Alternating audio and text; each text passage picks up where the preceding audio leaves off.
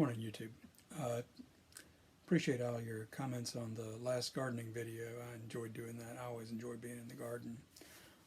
Today I'll show you a little bit more of the garden. It's raining outside, so I'm inside, but I've got some video and such of gardening in the plot across the way over at the farm, and then also a little bit about our mulch piles and how we compost things. So hope you enjoy this morning. This is the farmhouse on the way, just right through the woods from our house where we live now. We built this back in the 80s, Fran and I did, and then we sold it to Mom and Daddy when we moved out to the Outer Banks. This is the inside of it and such. They've done a great job of maintaining it, and we appreciate their doing that. I'm using Daddy's garden over here, and here I am tilling with the little Kubota tractor. This is a L185, and it's got a 42-inch tiller behind it, but it does a great job. Daddy's built up the soil here for probably 10-15 years, and then he brings leaves from in town out here and dumps them in the garden every year, and it's really made a difference in enriching the soil. This was just red clay when we first started into it, so it's a lot better than it was. And you can see how rich it is. After we pass a few times, I've tilled this up already twice. This is the third tilling right before planting. And here's one row, and then here's the whole garden tilled up. And this is about 15 to 20 minutes is about all it takes. In this, I'm planting some beans today. These are butter peas, or butter beans as we call them down here. I'm planting them with a Garden Way seeder, and this has a hopper that you put your beans in, but it has different discs based on different types of plants, and in this one I have the disc for beans in.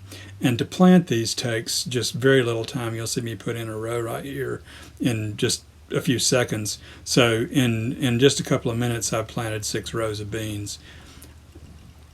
This is a view of our compost bins. You can see we've got a bin on the right, in the middle, and then the left, the one that all the vines are growing on. In these bins, what we do is we'll take it and we'll put leaves in the big bin at the end, and then we'll also pile them just on the ground beside it, and then fill in as it settles down.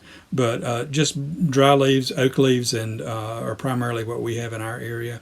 So we'll put those in there, and they'll compost over the wintertime. We also put all of our kitchen garbage in there, except for we don't ever put any meat products, and we don't put, the only times we'll put eggshells in there is when they've already been washed of all the material. But you don't put cheese, you don't put meat in there, but any vegetable material you'll go ahead and compost in there. This is our big bin, and you can see how it's there.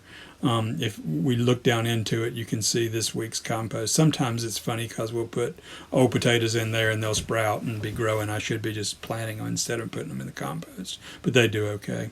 But it takes a good while to compost material. We can cycle this through about a year and have compost in the end. A lot of people do this quicker by adding particular things to it. Ours is a little bit dry on the compost side. If you have, the more water you have, the better the decomposition. So if we had it more out in the open where we could put water to it, but this is in the shade in the woods, and it's just an out of the way place for us, so it doesn't affect anything. When I built it out of a 2x4 frame, and then just put chicken wire in it, and the chicken wire holds the material in. I did make a slotted fronts for the boards to go so that I can take boards in and out and actually clean out the compost.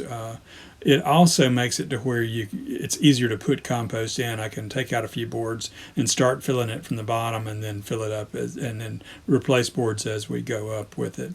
But it works fairly well. I just turn it with a fork every now and then and help the decomposition, and also to make the decomposition even.